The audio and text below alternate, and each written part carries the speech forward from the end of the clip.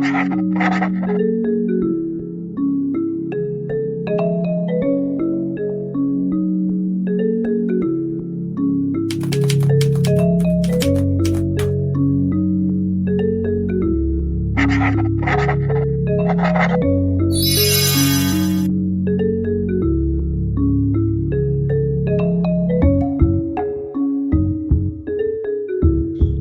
and welcome to Witch on Witch Mystical Meanderings Edition.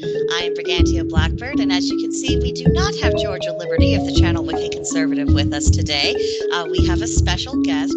Georgia and her family are dealing with some health issues at the moment. She'll be back to us as soon as she can, so I know that our guest and the rest of the audience will join with me in wishing her and her family a very, very swift recovery.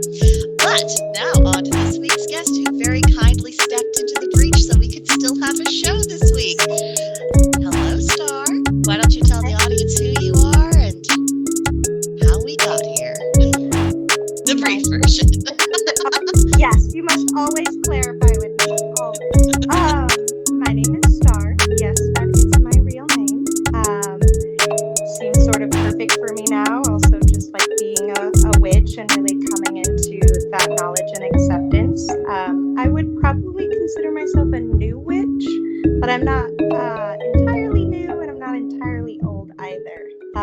Been not practicing for a long time and now really owning that title and what that means and what type of responsibilities come with it. But yeah.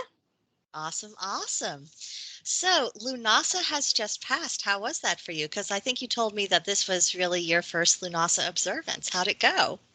Very well, which is surprising that I would even classify it as such because I had such big plans. I was going to bake bread and use this great recipe from my mom and learn how to just work with yeast because I've never done it before.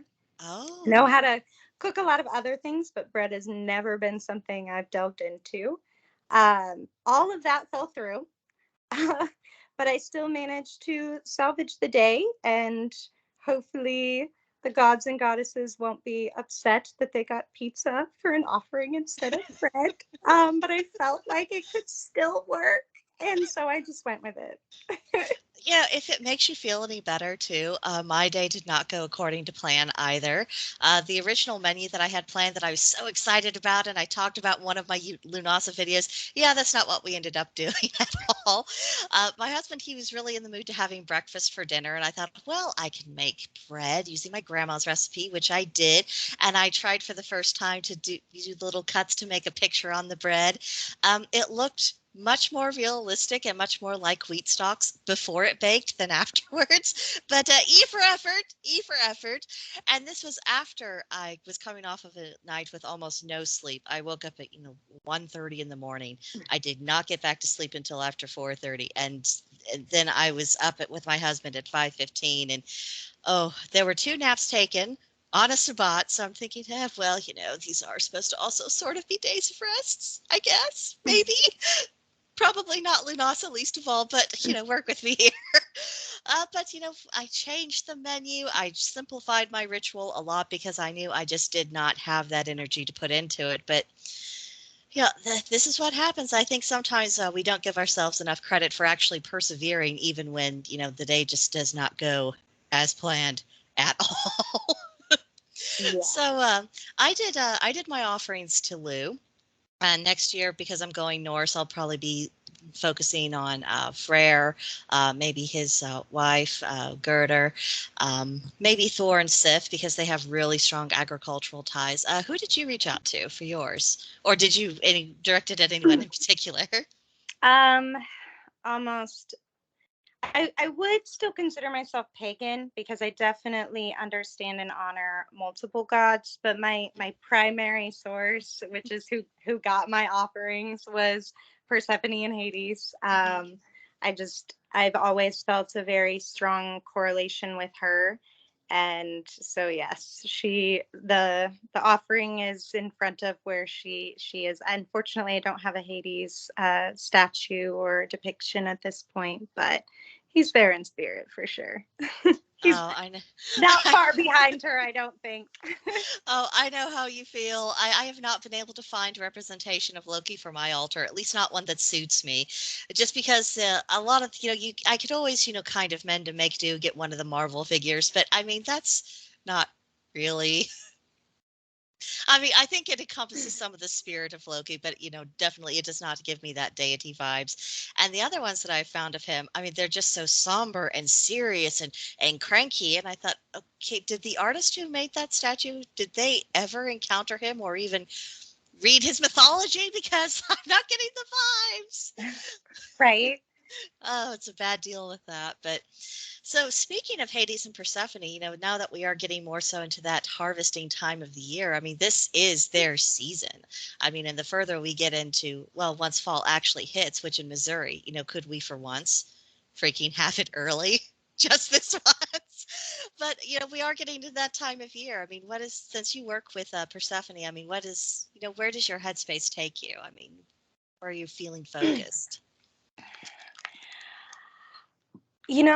I've never really felt like harvest even comes until after my birthday. So to celebrate Lugnasa as the first of all fall harvests really adds this huge permission statement for me that my birthday does not have to symbolize the leaving of my favorite season.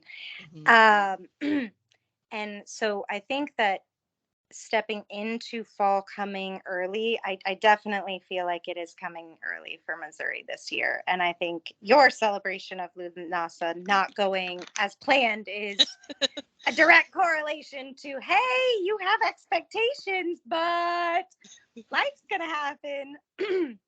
um, but so I don't usually try and get into the zone of her until I would say more into deeper into winter, because then I feel like I'm missing her presence because she's down in the underworld with Hades at that point.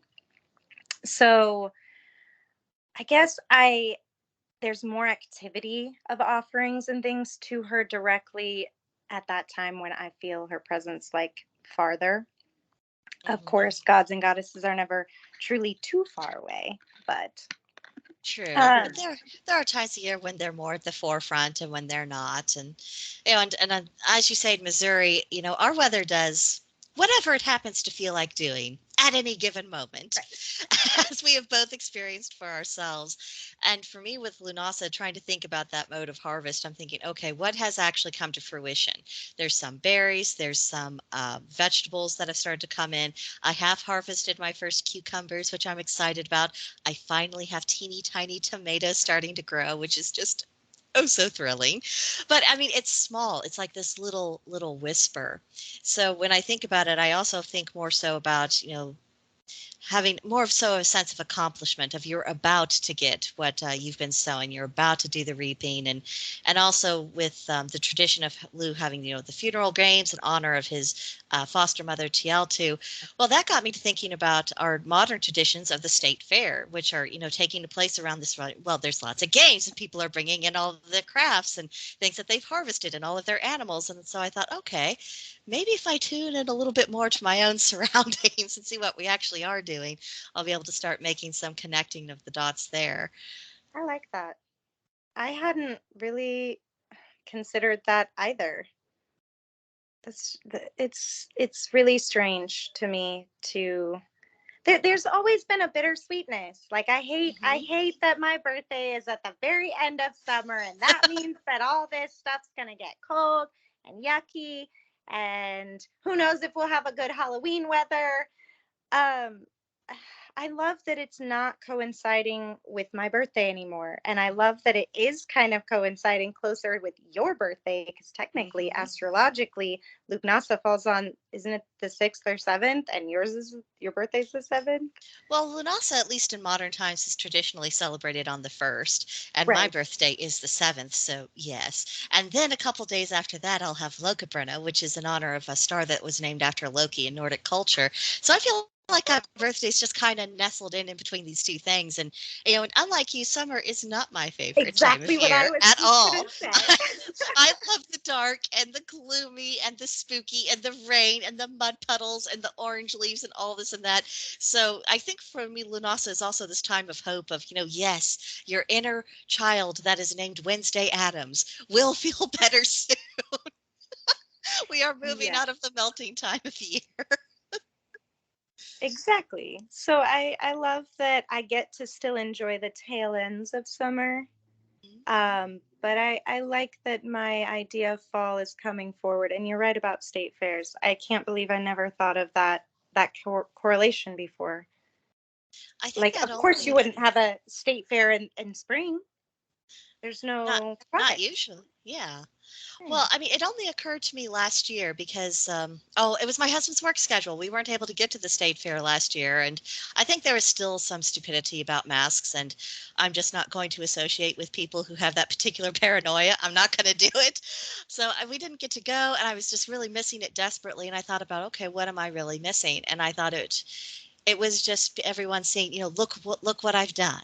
Here's the product of what I have done, and I love that. It's so beautiful because everything that is presented, whether it is a craft or it is some kind of food or it's an animal that they've raised, it took a lot of time and investment.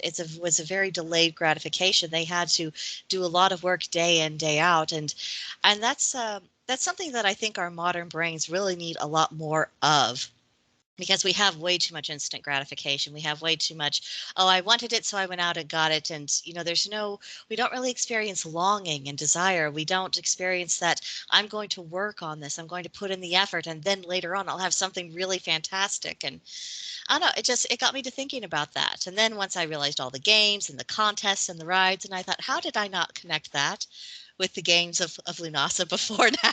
So, Right.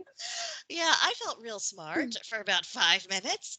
And I don't think it's as obvious of a connection as it should be. Um, yeah, I definitely wasn't thinking it, but and exactly. Sorry, I kind of lost my train of thought. I oh, had don't worry. so many like sub points. Um, I am hoping though this weekend, since astrologically Lugnasa can fall like closer to your birthday, Yeah, I think I kind technically of the you fifth. Well, I think it's technically the fifth, I think. But fact check me on that, everyone, because it's been a couple minutes since I looked at my witch calendar, so I could be wrong. Anyway, go on. I'm using this as a perfect excuse to stretch out all celebrating for sure Mhm. because I am rarely the type of person that has all their stuff together for one day. So I'd love to be that person, but I'm a long ways from it. And all I did end up getting done is I had a special drink, I had some awesome pizza, I had created a wreath, and I'm going to try and come up with some awesome games to make for my little witchling that we can do this weekend Oh, when I have more time, and maybe see if we can get some friends in on it. But yeah, exactly. Stretching it, and it's really only just going to continue to lead into like next fall harvest and like deeper into each layer. So I definitely think you are onto something with bringing up Persephone now. I never usually think of her at this time, and it's probably just all these preconceived notions, you know. oh, well, I mean, we Easy to talk all come by. yeah, well, we talk all the time about how we didn't realize how much programming we already had in our heads until, we started getting deeper in our craft, and then some of those old ideas got challenged and realized, oh, where did this idea come from? It's like, well, that was what we were just happened to be told. And then, we took a conscious choice to start looking at things through really fresh eyes. And I think we shouldn't be afraid to do that as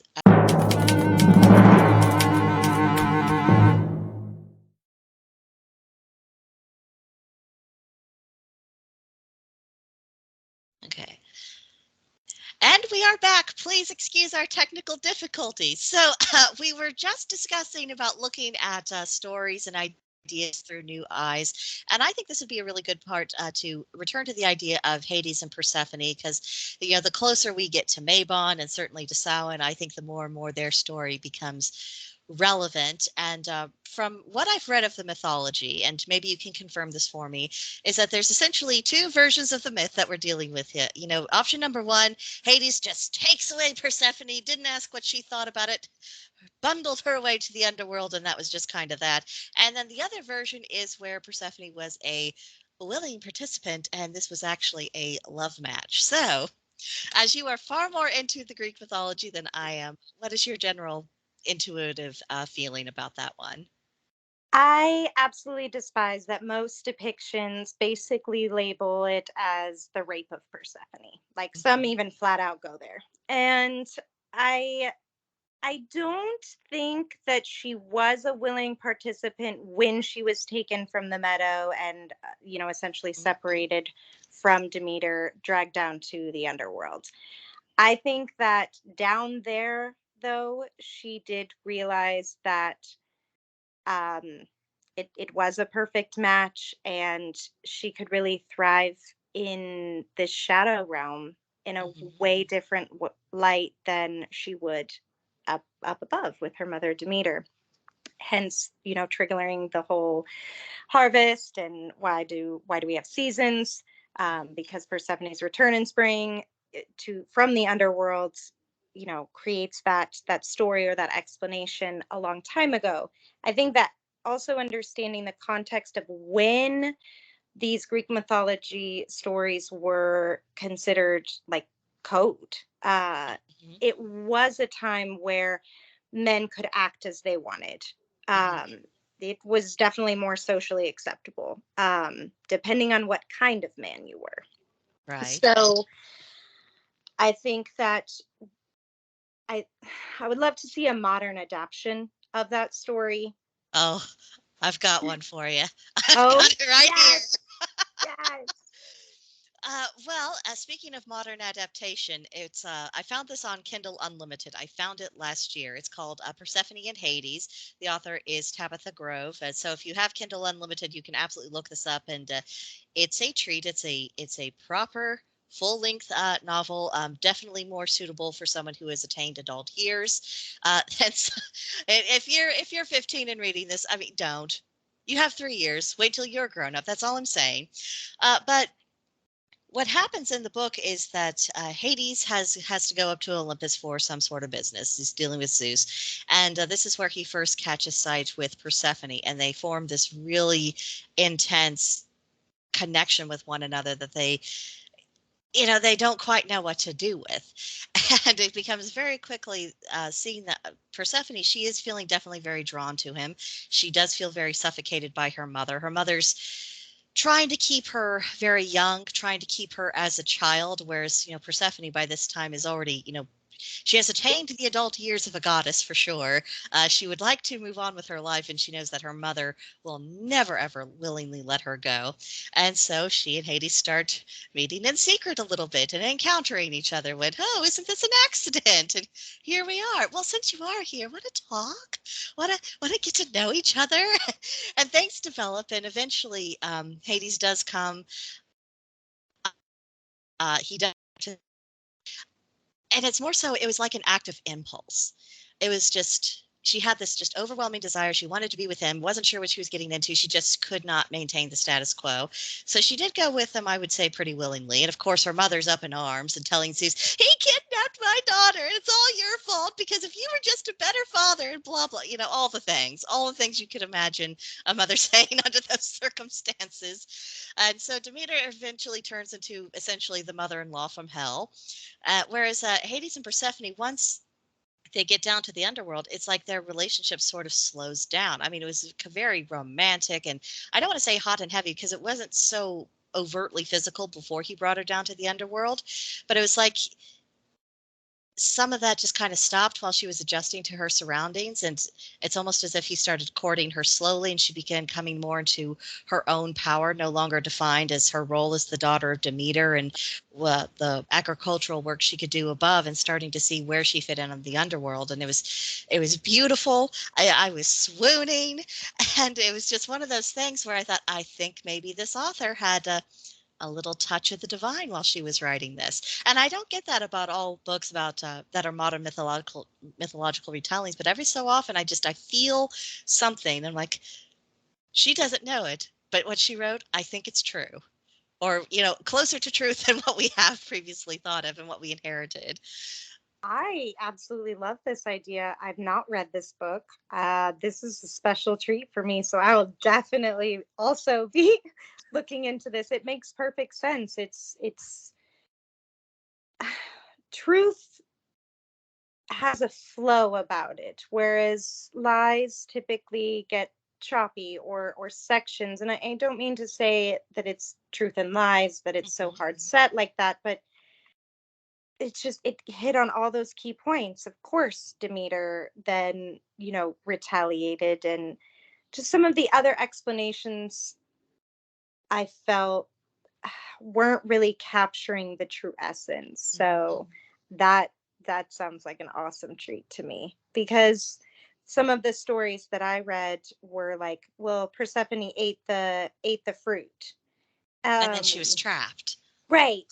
I'm sure that she knew what would happen if she ate the fruit. So she's a goddess. She can survive without the food.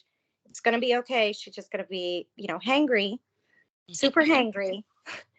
Um, why would she have done that if she really was, truly taken there and against her will by force, and then, raped, if we are going to go that far, which I also disagree in my workings personally with this god and goddess. I don't think that Hades would,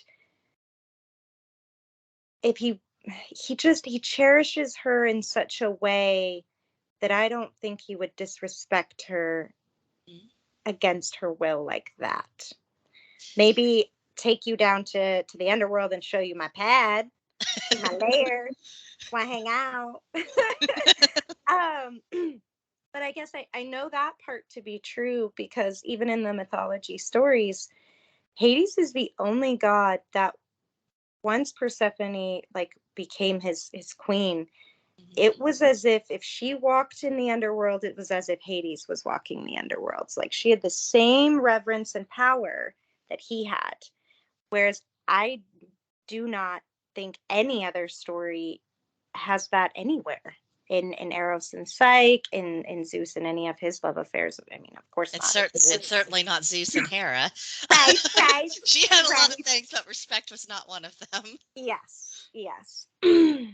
So I think it's beautiful, and I've always thought that this story was sort of lacking. So this will be especially fun for me to check out. I'm so glad you shared it. Yay! Reading material. I mean, I actually really love their story. And we've talked before about the reaction the Greek gods have to me. It's just generally of a, why the hell did you contact us? What are you doing? Go away. You don't belong. We don't like you. And I've never reached out to Hades and Persephone, just because I thought, okay, if Hecate doesn't like me, and if I hate Aphrodite, oh, I swear, the first time I felt Aphrodite's energy, I'm like, get that bitch away from me. I'm like, this is every woman I have ever hated in my life. I could feel it. I'm like, nope, I cut the connection right there. So I'm like, if I can't get along with them, I don't think I want to tangle with Hades and Persephone. But, despite all that, I do feel, I don't want to say drawn, but I feel akin to them. I feel like I look at their relationship. I'm like, okay, I get that. I understand that. It makes sense to me. And correct me if I'm wrong. Was Hades to known to have any particular array of lovers, or No, stray children hanging no, around anyway? Well, I mean, no. that really is exceptional. I mean, why isn't that ever brought up when people Right? talk about Hades and Persephone? I mean, if he was going to be the type to just ravage away a woman, whether or not she felt inclined to be so. I mean, wouldn't you think there would also be a series of mistresses and illegitimate children and and all the rest? I mean, it I, just sup- doesn't seem consistent. I suppose now that I think on it a little bit more, I have come across, I'm not sure what the goddess's name is. She might not even be a goddess. She might be some other form of mystical creature of that nature. But there was I guess, mistress before Persephone came into the Hmm. picture, or like a long-standing relationship that Hmm. had certain rumors that he continued to see her after Persephone. But keep in mind that those stories said that Persephone like rebuffs him at any Hmm. chance that she gets, and that they never had children. And I don't know. There's fishiness of that disconnect that I'm like, get with the program, people. So, Yeah, and sometimes we have to make those intuitive leaps. I mean, I've gone through that over and over and over again with Loki, just because I know what people say, I know what the text reads, I know who wrote the text. I'm very aware of the agenda there, and I'm just thinking so much of the reputation is not matching up with my own experience. And it's been almost a year, and I'm thinking, okay, I think if I had been just tricked or misled and fooled and all these other things, I think, the cracks would be beginning to show. I don't think I would be getting the same consistent nudges like, okay, you need to get your life a little more sorted out. Marriage is important. Be a better wife, be more considerate of your husband, all of these other things. You're a woman, draw a community together. Yes, you are. I don't care if you're an introvert, build a community. And I don't think I would be getting advice that was very healthy if he was, as awful and as nefarious as what people claim. And I don't know. There's something about, what you were saying about Hades having a mistress possibly before Persephone. That also reminds me of Loki's mistress Agraboda, with whom he had 3 children. I'm pretty sure that was pre-Sigyn. I can't prove it, but it just feels that way. And I know other people, when they're talking about deities they've worked with, we get to the point where like, okay, I know what people said and I know how long they've said it, but I can't make myself believe it because it doesn't match. It is not matching my intuition. So, since exactly. Back to that whole truth has a certain ring or a certain flow to it. It feels right when you hear it inside. Your body sort of goes, ah, instead of, it really is yeah, that innate jerk reaction hmm, to when something feels right. I have not worshipped Loki. I have not laid offerings, but I have heard tales of him. So I do have a little bit of an idea of what you're discussing. And I absolutely agree with that correlation. I think that both of these gods, it might be a little bold for me to say, forgive me. I'm sorry if I'm wrong. Or just time out. Don't listen. Um, they really just want to be loved for themselves in absolution. And like, no, I don't know. well, their roles in mythology and what they contribute to making the world and life work. I mean, these are both very necessary functions, and I think that because Hades rules over the land of the dead, sometimes people think, oh, well, he's the god of death. He's the one who's gonna just give you the axe when it's time. And I'm like, no, he's the one who's looking after you when you get to the other side. That's what Right, his story means. right, exactly. So they sort of get a lot of shade thrown at them because of the situation, and it's really not accurate. I definitely agree. I feel like Yeah. that can also be true of Loki, because I'm sure that he, plays tricks and things don't always happen the way that they're supposed to, but maybe they shouldn't have for Yeah. a reason still. Well, and he also has a way of coming through in a crisis. You see this in the mythology, and even when the gods, sometimes he takes extraordinary action to help get the gods out of trouble that they walk themselves into, like the building of the wall of Asgard. This person came up, said, "Oh, I can get this done for you," and God said, "Oh, great, that's wonderful." And he says, "And for my fee, I would like the sun, the moon, and the hand of the goddess Freya in marriage." And the gods are like, "Well, we ain't paying that. But, the agreement was made. It's like, but you have to do it within a certain period of time. And he says, oh, well, let me have my horse to help me out. And the gods say, okay, fine. He still won't do that. So time comes, and it looks like the wall's going to be built right on time, and the gods don't want to pay their bills. I mean, it really is as simple as that. And they blame Loki because Loki said, "Oh, he's offered, accept the offer, and things will work out." And they said, "Well, you made this problem," and he's like, "Okay, you took my advice, but you did what you wanted to do. But never mind, I'll go fix this." So he turns into a horse, distracts the horse, literally takes one for the team, and then brings Odin back his favorite horse that he just so happened to give birth to. So instead of that being celebrated, it's like it further ostracized him. And I think there's a great lesson about that, about how you can help people fish. You can fish them out of trouble, but it doesn't necessarily mean that they'll be glad of it. And I really think that incident is what set a lot of the other unfortunate events that occurred in the mythology into motion. Yeah. I did not know this story, but I'd be pretty pissed. Oh, I Like, mean, and it doesn't stop there. I mean, it was like his children with Agrabota, they were all taken away. And essentially, it was like Odin was trying to move them from the chessboard. Well, this is while they were still very young. They had not done anything, and all it was is the prophecy of, oh, they'll play this terrible role against the gods in Ragnarok. And instead of preventing that from taking them away from their parents, I think where they were placed actually ensured that the events of Ragnarok would unfold exactly as the prophecy dictated. So, I mean, there's another lesson there of, you might think you're avoiding trouble, but you are laying the road that is going to ensure that trouble takes place. oh yes, there are definitely still lots of lessons that are still applicable from these stories that, maybe non-pagans don't take seriously.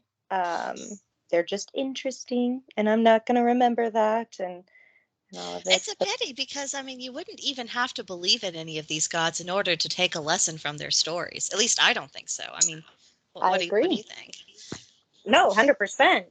But I was also the kid that absolutely loved mythology class, wanted to do it like every semester of every year. And they're like, no, no, just one grade we work on this. And I'm like, what? This seems really important. I want more of this. Well, these And stories, that it's only the foundation for Western civilization. I mean, no big deal. You want us to focus on something that made our culture what it was? Not with our tax dollars. right, let's not even go there on the whole schools failing our children.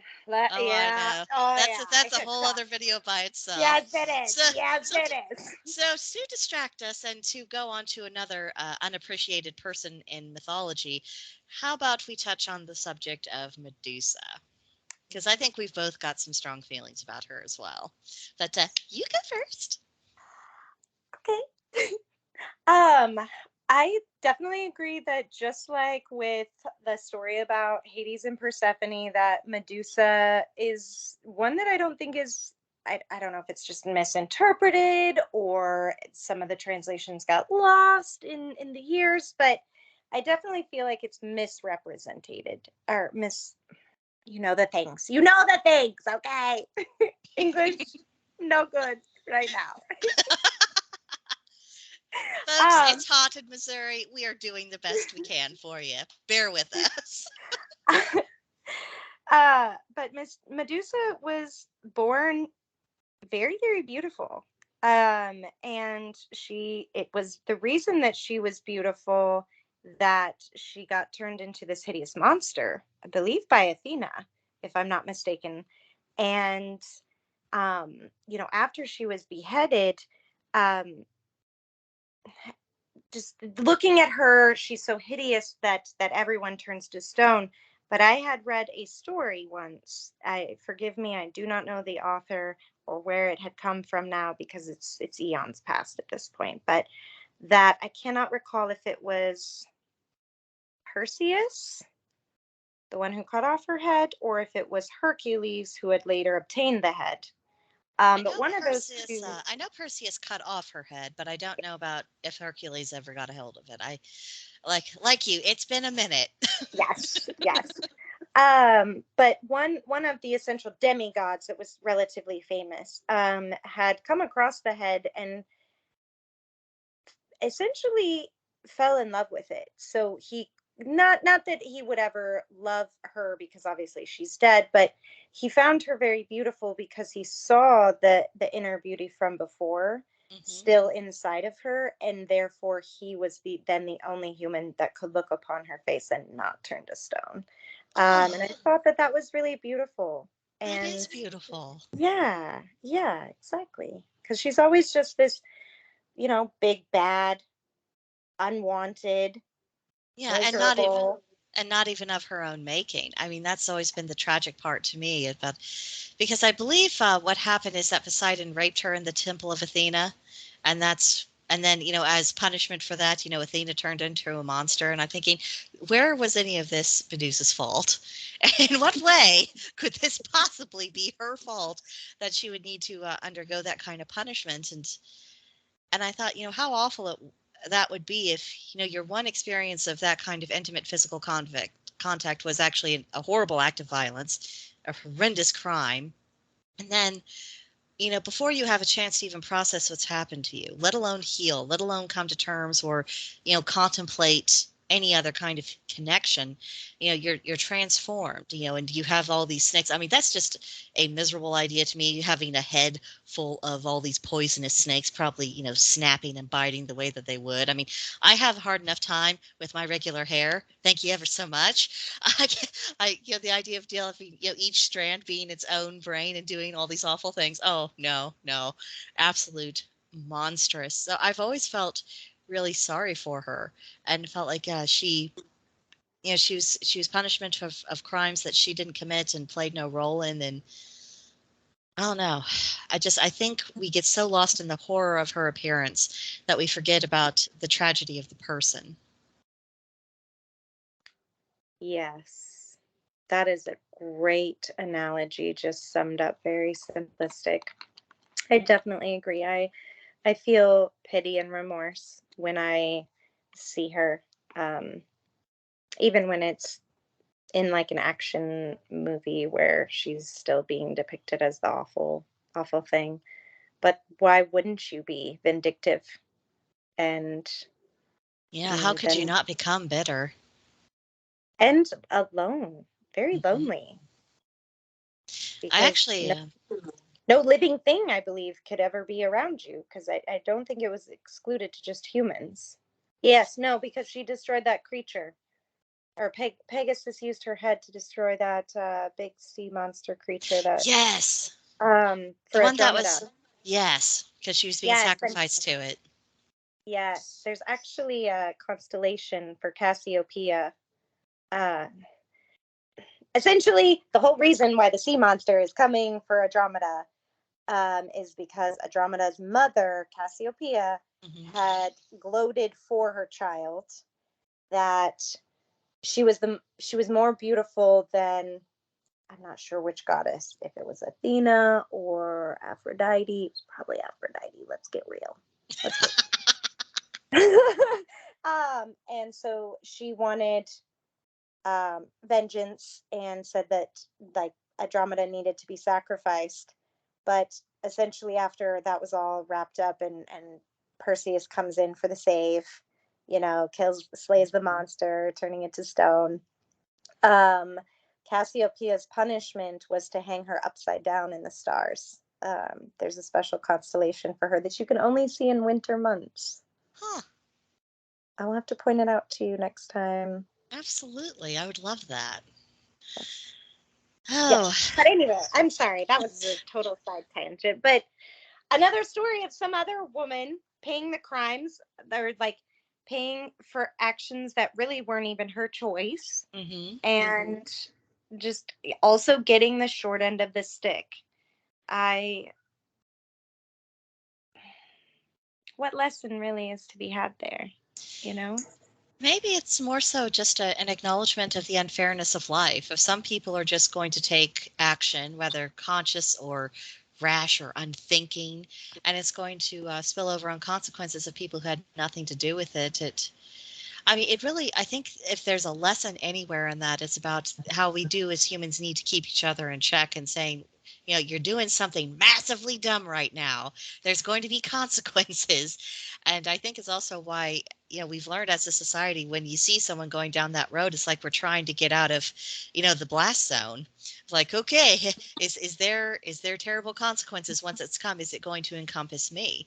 And it's very difficult because the person who's going down that bad road, they're less likely to get help or to be stopped in time, or someone to just shake them by the shoulders and saying, the reason why everyone's on their case is because they actually love you. If you could stop self-destructing, that would be fantastic. That's less likely to happen. And people get into such self-protect mode that if the person who was going awry is able to pull themselves together and get back on a healthier path, it's like there's just almost this permanent prejudice against them, saying, well, okay, you say that you're doing things differently. I think I see you doing things differently, but can I trust it? And never really being able to let go of that in our minds. I don't know. That's just what I thought of off the top of my head. But No, I liked that. It definitely made me think and contemplate and view it from a fresh perspective.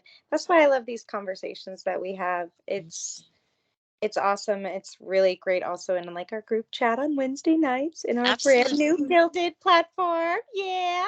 Which, by the way, if you haven't joined us there, you really, really should. Link in the description box below. We are very friendly. You'd enjoy our talks. But yeah, I agree with you. I mean, because whenever we're looking at the myths, I mean, we're bringing our life experience to it, our perspective. And so we're seeing different things within those myths. And it's only when we start kind of comparing notes that realize, oh, this could have a whole other dimension that just didn't occur to Right. me. And it didn't occur to me because I wasn't living the other person's life. I haven't not walked that mile in their shoes. So I think that as solitaries, we really have to work hard in order to get that kind of connectivity with fellow practitioners, because otherwise, I mean, who knows how much insight we're missing? I mean, we might get to have some really good gems to offer, but, none of us are going to figure out everything on our own. And I worry about it a little bit. I think maybe the time has passed for us to be quite so isolated.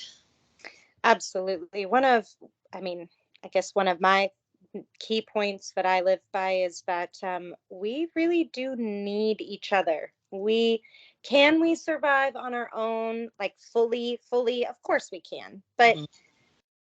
we are designed to commune with each other in thought processes, in analyzing things, in trying new things too, as simple as like try this food. Am I crazy? Is this good? Is this bad? um and it's not always, it shouldn't be for validation, but sometimes we can glean validation from it. And it's even more critical, I think, for us because um or for solitary, which is because where else are you, it's where else are you going to go to find that? And Right. other religions have churches. We Hmm. pagans already know that we are not going to go into a building to worship. Like, this is absurdity. Like, it's going to be out in nature, period, point blank. That's it. We're going to meet you at the creek. But That's what we're going to do. It'll be fantastic. right. And some of the people I see at the creek might also be practicing, but I'm not going to be like, hey, you practicing? We're practice together. But we still need that communication. And so for me, our chit chats on Wednesday nights is sort of that replacement for that community I used to get from a monotheistic church. So You want to know something surprising? Because, I've told you before in our other conversations that when I first started studying the craft, I just had the sense of, well, I don't know if I could ever really be part of something again. Whether it was something as formal as a coven or, kind of a dedicated circle. I wasn't sure I would ever have that kind of spiritual community, but again, because I had been so badly burned by the Jehovah's Witness cult. I mean, you don't go from that to saying, oh yeah, I'm cool being a part of the group and trusting people. It's no, that's not how reality works. It's certainly not how it worked for me. But you see, we're recording this on Tuesday, so Lunasa was Monday. For the first time, I really missed other people. I just wanted I just wanted to have a picnic with other pagans. I wanted to have a bonfire and gather around. I wanted to have a shared ritual and experience with other people. And I thought, whoa, I mean, it took me a number of years, but I'm finally at this point where, I do miss that. I feel like I am missing out somewhat on not being able to share these important occasions, which is why I totally need you to move closer to where I live so we can at least do holidays together. But I wonder if, and I hope anyone watching this will let us know either in the live chat when this premieres or in the comments section or on Gilded, because again, everybody's welcome to come. But just let us know if they're also feeling kind of that vibe of maybe it's time to come together, not to tell each other how to practice, but just to be able to share in the joy of what we're doing. But that's been one of my big spiritual nudges that I got recently, which, slides us into the next thing I wanted to discuss with you, because you've been going through your own kind of turbulent times lately, getting some nudges. How's that going with, the recognition that it is a nudge and then actually acting upon it? Because same as you, I know that the recognizing and the acting are usually separate events, sometimes with much distance between them. Where to begin? Where to begin? Um, okay. So what would I classify a nudge as? I guess it kind of comes, I don't know if it really correlates or not, but I think it's important to know that I'm sort of an eclectic witch, Mhm. and I definitely try to do um I would consider myself a forest witch, a kitchen witch. I do dabble slightly in hearth witch. It's really interesting to me. I wouldn't actually go so far to say is that that's what I do, but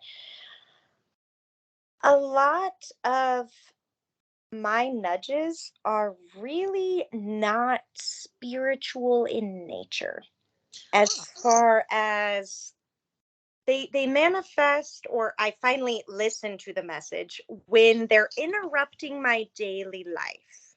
That's when it starts to be like, oh wait, uh-huh. is there something else going on? Am I not paying attention? Because I have a lot of noise in my ear all the time. Mhm. So sometimes I forget to slow down and listen to the gods, which meditating would totally help, and I need to do better at it.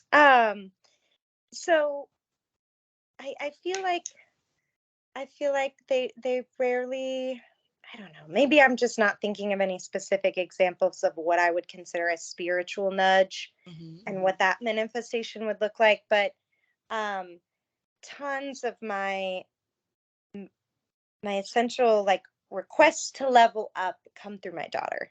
Mhm. 100%, hands down. She'll just say or do things that I'm like, whoa, okay, well, I guess now she's bigger. So I guess this means we are leveling up and I have no choice but to meet her at this new level. Mhm. Um, so she does push me and drive me in that way to increase, because I always increase in sort of tiers, like work life and personal life, spiritual life, and like it doesn't really ever seem to quit. It always just sort of cycles to like the next thing. Um, if I do ignore something enough, it definitely will come as voices in my head. And I feel like it's the God speaking directly to me. Like, quit fucking ignoring us. We done told you multiple times. We have given you signals. My freshest signal is I wanted to go on vacation this month. And I was like, oh, I'm gonna do it. I'm gonna do it. And I had this idea for months that I'm gonna go on vacation in August. And In July, I realized that we had fleas in Hmm. my house, and it was a complete, or I felt like it was a complete infestation. I felt dirty. I felt gross. I felt like I could not keep up with the battle, the ongoing battle that it Hmm. is if you've ever had fleas, which I had not. It's my first time.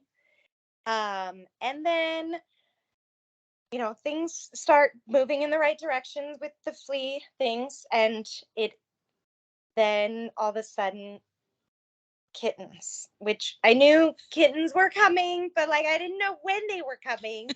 But like I was hoping to really have the fleas fully under control before the kittens would arrive because I just felt like that would be simpler.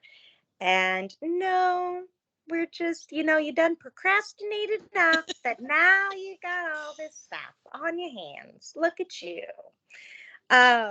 Is sort of what I feel like the gods are saying to me. So those are my current things that I'm dealing with. Was there some other nudge that you were talking about? Because I got lots more. Oh, no, I think that perfectly illustrates it because I think more often than not, we don't necessarily hear the nudge the first time it actually occurs. And there has to be something that is actively obstructing our path. Now, I think as we get working with a specific deity, I think we get a little bit better at listening to it. I learned to listen to Loki's nudges very, very quickly in the process because if I was not cooperating, or if I'm like, I don't know if I trust that particular nudge, so I'm going to go off and do my own thing. Oh, that's when the sabotage happened. It would never be anything big. It would never be anything dangerous or major. It'd just be like a little, oh, you stubbed your toe. Oh, you tripped. Oh, your keys are lost. Oh, huh. How about that? Oh, you can't find the thing? Isn't that too bad? And it always went away when I acted on the nudge, whatever it was that I was being, kind of prodded to do.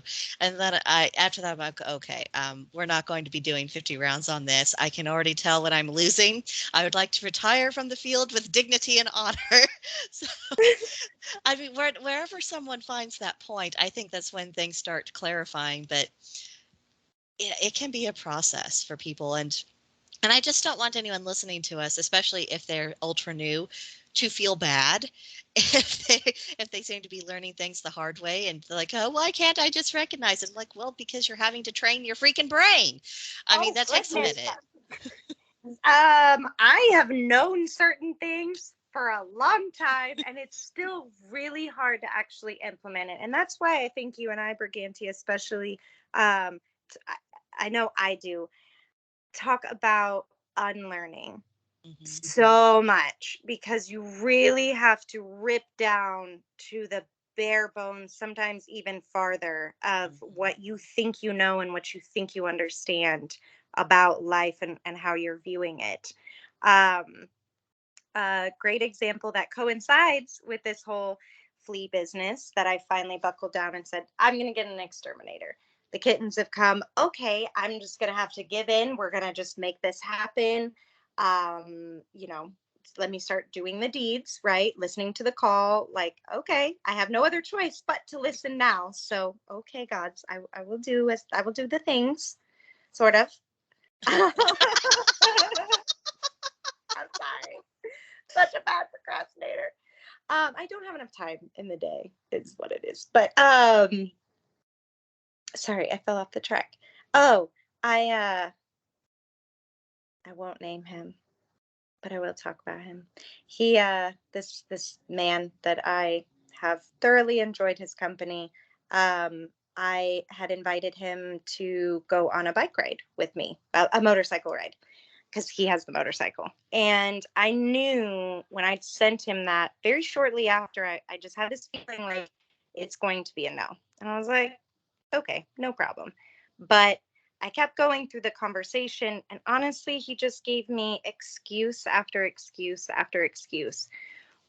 And finally, the next day I texted him and I was like, how you treated me yesterday was completely unacceptable. You disrespected me, and I'm not going to accept it anymore. Um, you done knew the answer was no, but you didn't have essentially the balls to tell me that it was a no. And if you had, I would have actually accepted that. You didn't need to give me a reason. You chose to give me a reason. And then it opened the door to these other possibilities. It's just like at first, oh, I can't because I don't have an extra helmet. That's fine. I have in my motorcycle helmet. Thank you. I come from a family of motorcycle riders. I definitely have this on hand to do something else. And I was really proud of myself because I definitely don't think that I would have had the balls to say that without just being so overwhelmed with everything else that I just don't have time for this flip floppy back and forth. Like, just be more direct because I don't have time to just mess around, I guess. And I definitely feel like, even though those things didn't really correlate, I know that by doing the deeds in my home that had to be done, it gave me the strength to recognize and react appropriately to. Because I I would have love that you bring recognized this that up. before, but not actually acted on it, It's integration. It's when the puzzle pieces start filling together.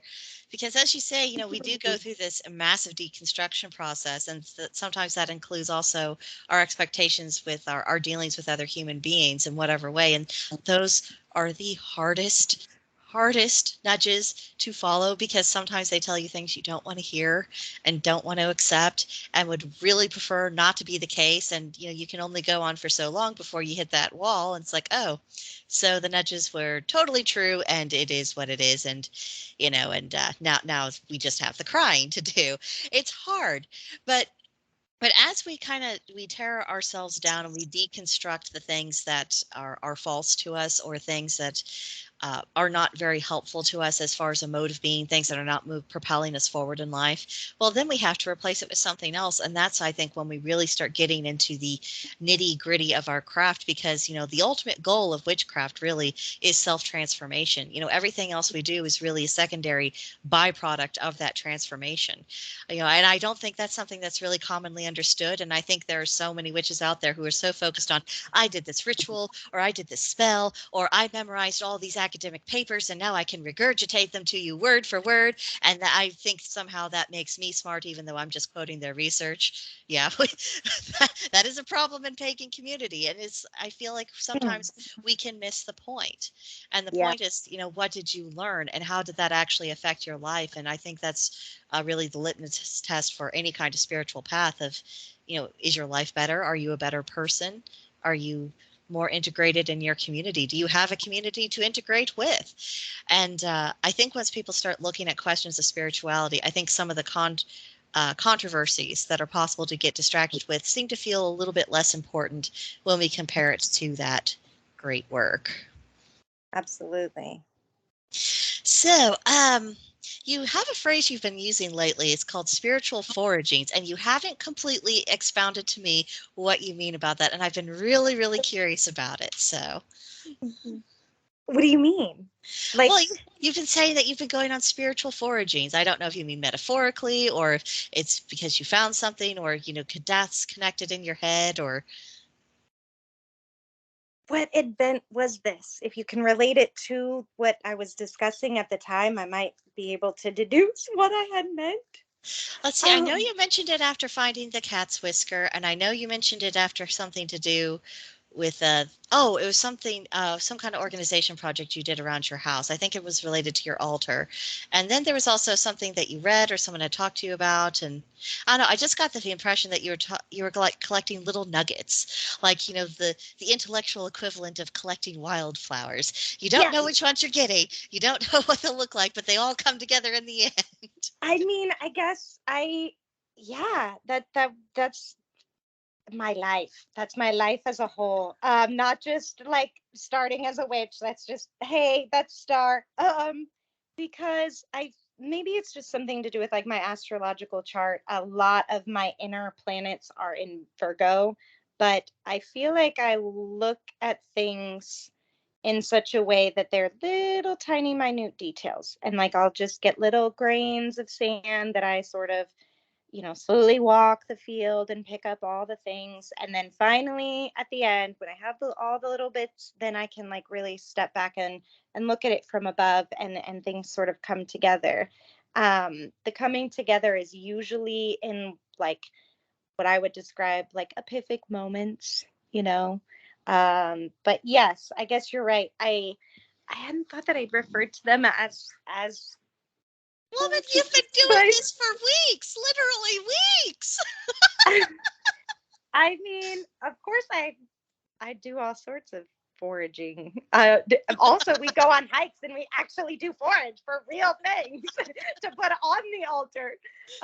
That's one of my little witching's favorite things to do is collect leaves, acorns, um, cattail. That's just anything she can find. I'm gonna put this on the altar.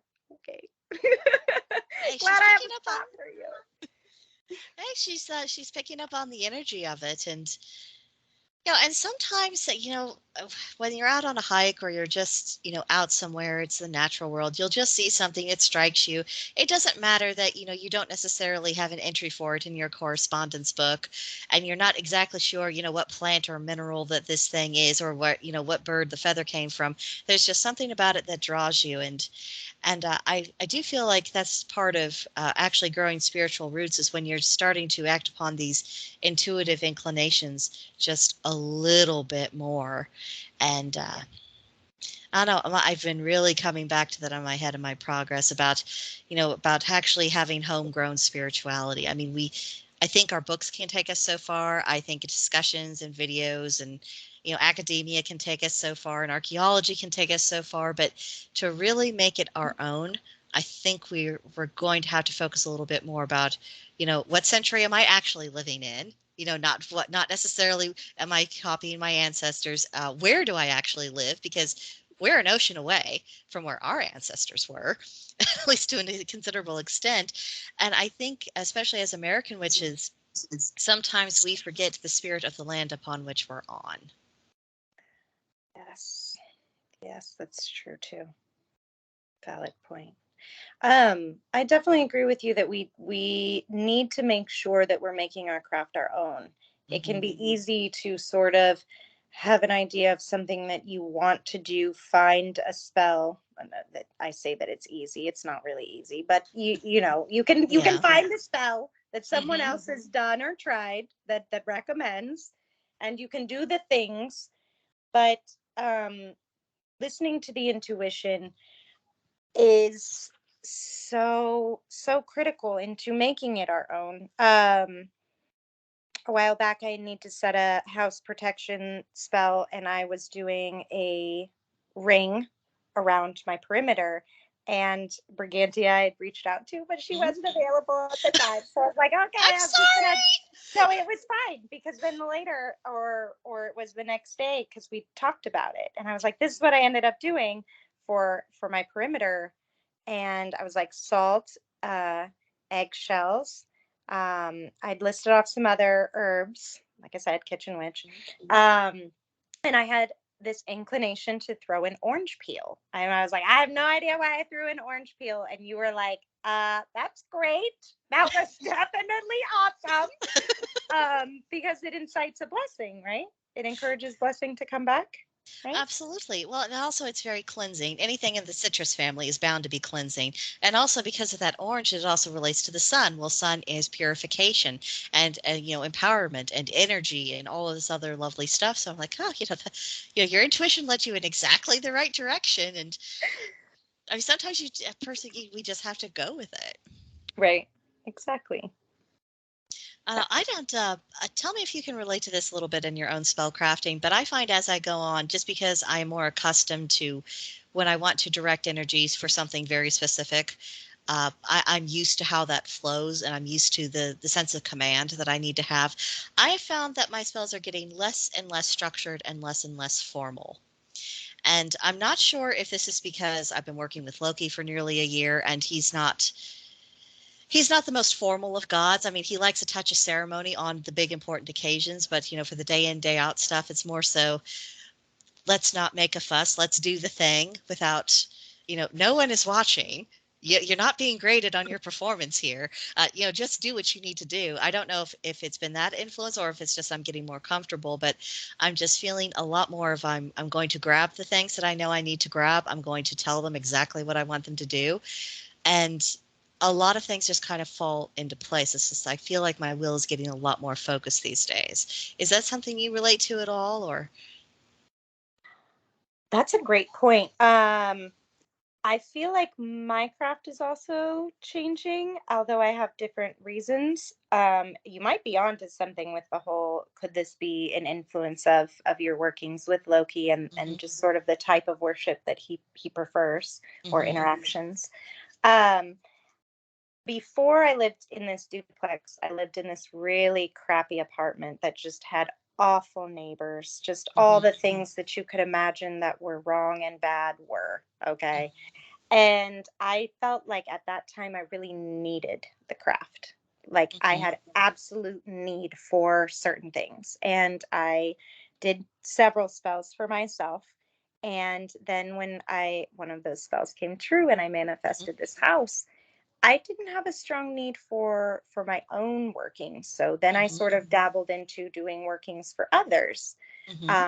on special occasion, and if I felt it was a worthy cause, not just Mhm. willy nilly, because I felt Right. like it. Um, I do feel like my personal craft is getting a little bit more like relaxed because, like I said, I don't know that I have strong needs. I mean, I still do my like cleansing baths Mhm, where I'm still washing away what I need to, so that way I'm pure again. Um, I think like for me, I really enjoy being elaborate. And so to do a spell and have a reason to make it very elaborate, I do enjoy those. I've done some gorgeous spells. I really have. But I've also done some really simple ones. My sister lost a car title that she really needed to sell, and she is not a practitioner. But mhm. she finally was like, Star, I need your help. I don't know what to do. Can you think of anything? And I was like, I can whip something up real quick.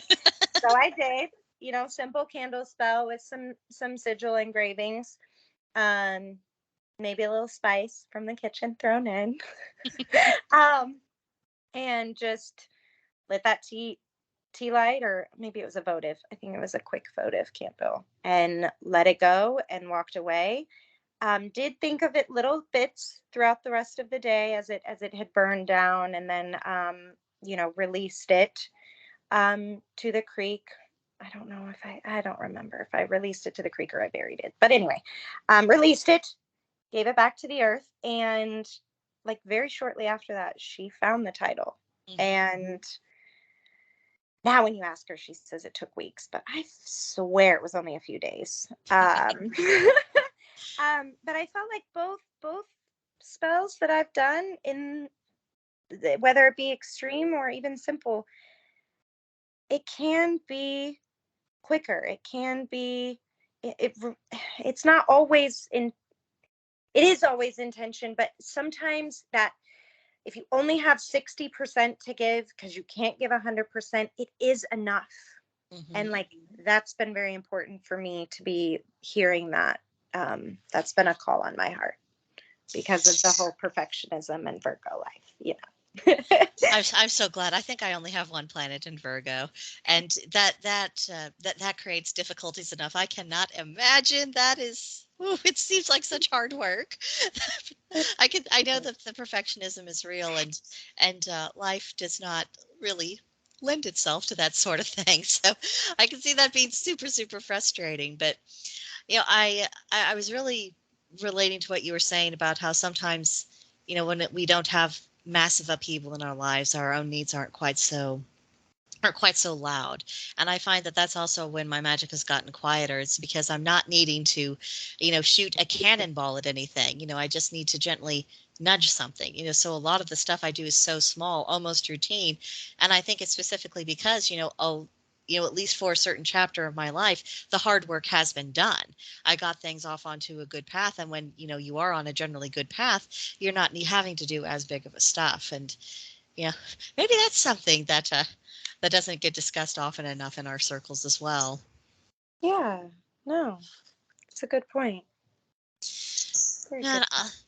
another thing I kind of want to bounce off of you is just because I don't know if you experienced this yourself, but I was born and raised in Missouri, and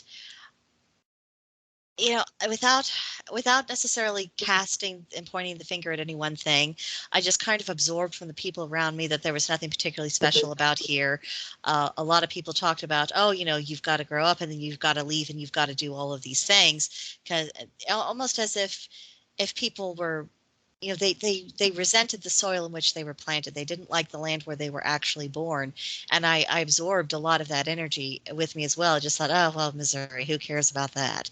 It's nothing important. It's just sucky weather and no one cares about us and nothing, exciting ever happens here. And so it just, in a way, I think it cultivated disrespect within my heart for this land. And that's one of the things I've really been unlearning, because I have moved away from Missouri twice in my past. So a grand total of 2 years of my life have been in other places. And both times I came right back to Missouri and I felt more comfortable, but I was never comfortable with feeling that comfort.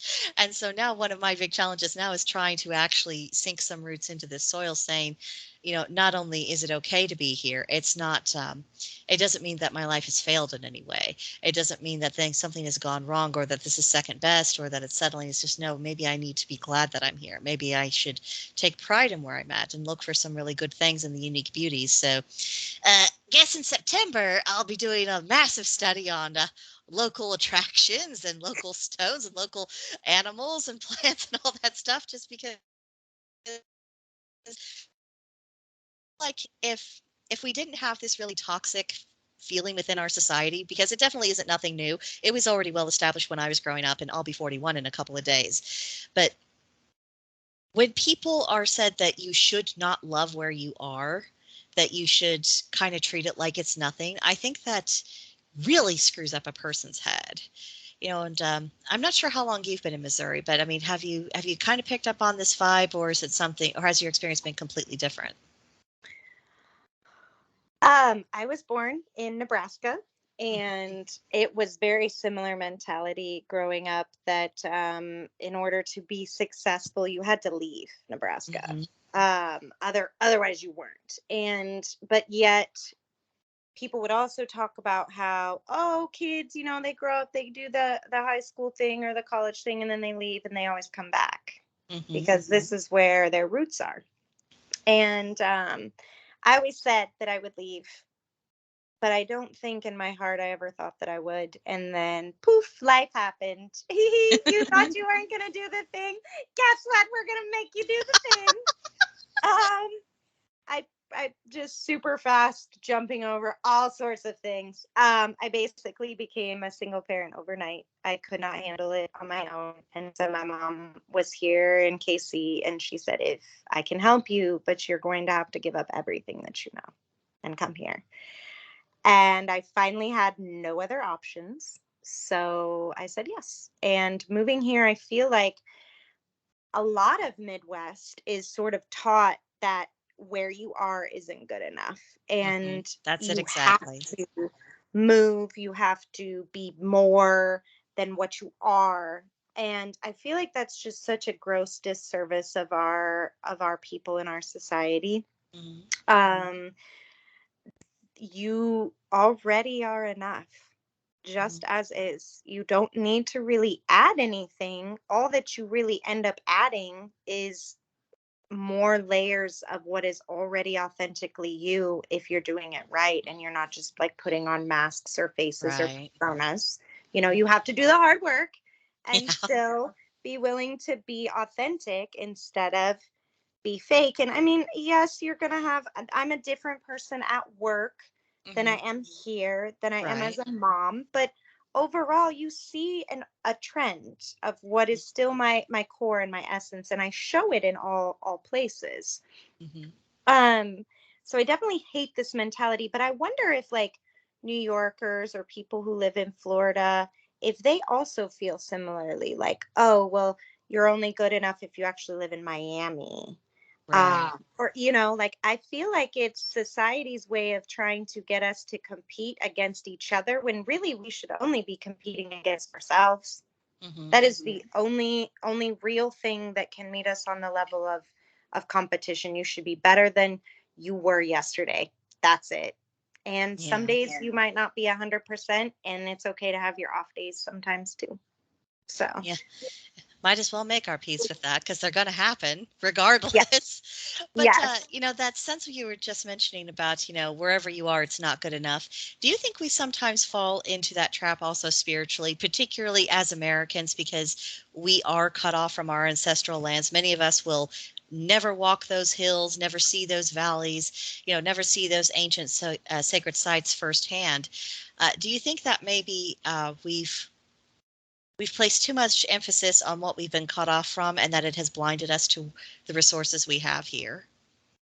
that's a great point.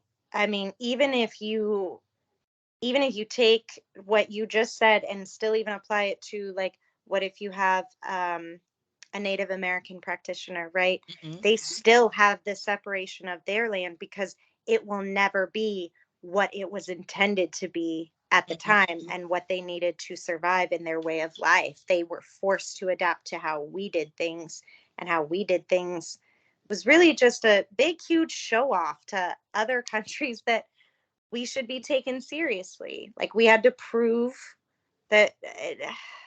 It's like we've been suffering from a massive inferiority complex and we've been But like, addressing it in all the wrong ways. I mean, I don't think there's anything wrong with, development and all that, but maybe the spirit in which that occurred was the toxic element. You know what I mean?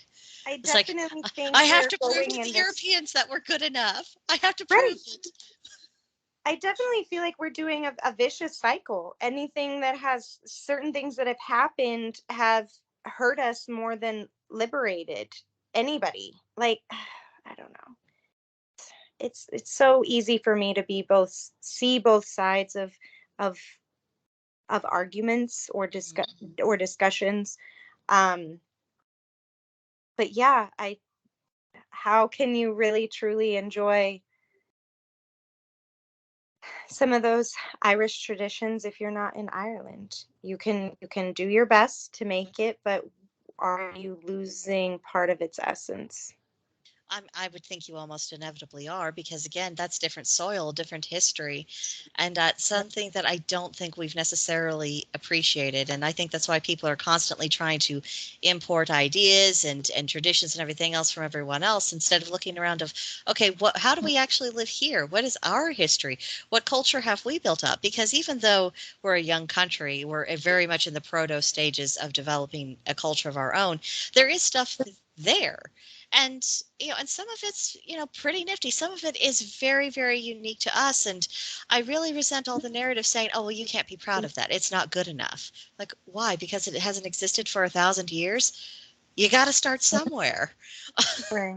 I mean, what else? Yeah. What else should we do? I mean, just continue, because I do think that is part of our disintegration of our entire country, and in some ways why there's so much disintegration within paganism as well, of people going hither, thither, and yon, and resisting any urges to really gather together, even just in the spirit of celebration, because it's saying, oh well, you're not doing it right. That isn't fully accurate. That's not the way the ancestors did it years ago across the ocean, that we don't have any really solid sources for sure to know what they did or did not do. I mean, maybe we're still dealing with that kind of misplaced snobbery instead of saying, maybe we do need to make it more simplistic of saying, maybe I just need to listen to the land. Maybe I just need to take the good things that we've learned, but just listen to the land. Maybe that is our missing component. Oh, 100%. I do think that practitioners of other religions um sort of just do the things because they're told to. And I love that about paganism is it's more about read into what is your intuition, what are you finding out in nature, what is the common theme that keeps coming up and keeps arising. And I think that that's you. Maybe it's not exactly unique, but I think it is special to the practices that we do, of already saying take from the old but also find the adaptation for now. Mm-hmm. And America as a whole definitely needs to do that. um, we do need real acceptance, whereas I think we've done a lot of fake acceptance. Yeah.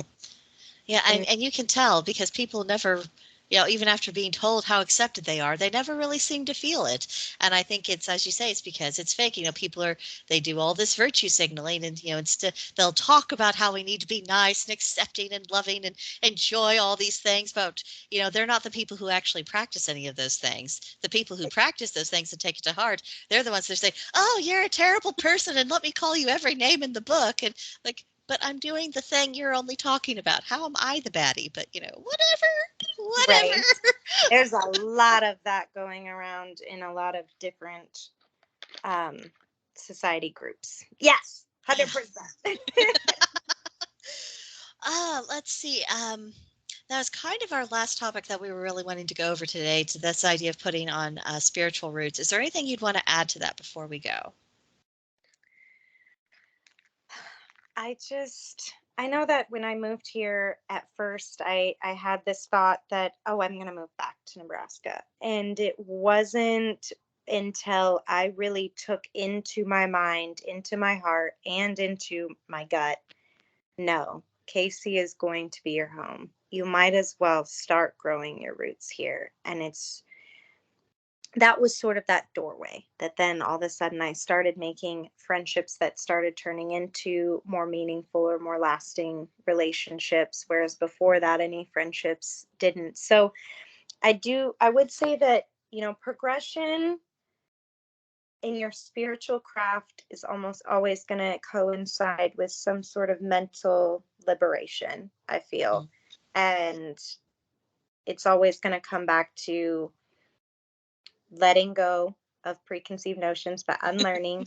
But it might be difficult for you to do the unlearning if you don't have some different perspectives. So come over to the dark side, over at Gilded on the Chit Chat, Wednesday nights, 6:30 Central Standard Time. I am notoriously late. Brigantia never makes me feel bad about it. There are other members there. I have no idea if they're on time or not. Well, But all I do when I make announcements for our meetings, I say when I'm showing up. No one tells me when they're showing up. I just get to be surprised, but I know when I'll be there. I'm sorry. Oh, now she calls me out. Now she calls me out. Oh, I am not. Oh, honestly. No, I know you're not. But yes, we would love to hear your thoughts about any of these topics or new ones. I know Brigantia and myself are always down for a good discussion. And it can always turn many different ways. So Yes, so if you enjoy conversations that go totally off the rails and drift into curly cues of pathways, we are definitely your people. Come to your tribe. We're here. We're ready and waiting. I call them bunny hops. That's what my best friend and I refer to them, because like sometimes we'll talk about one topic and then I'll jump over here and then like over here and then I'll be like, oh yeah, go back to this initial point right here. So she'll be like, oh wait, are we bunny hopping again? I'm like, yep, come with me, bitch. But it always comes back around. Yes, I it think that's what does. we've actually shown in our conversation about how all of these things, they really are interrelated. We can't have everything so regimented and say, okay, this is this topic and it is only this topic and it is nothing else. No, no. Everything is connected to everything. Oh, but well, Star, thank you so much for stepping into the breach and being, my pinch hitter of a guest. I really appreciate it. The Witch on Witch series is one of my most favorite things to do on my channel now because, not only do we have really great conversations, and not only are we showing the world that we are really building a community where we talk about deeper things, but hopefully we're advancing this discussion within pagan circles just in general, saying, we can get past the basics. We can get past everyone's hangups. We can get past all the stuff that always, kind of prevented formation of communities in the past. We are in a new chapter. I can feel it in my bones. So thank you for being part of that. To everyone, if you'd like to talk more with Star, you can find her on Gilded. She's super friendly. She will always talk to you. And and again, we would just love to have you. So please join us. But that's it for now. Thank you. Bye.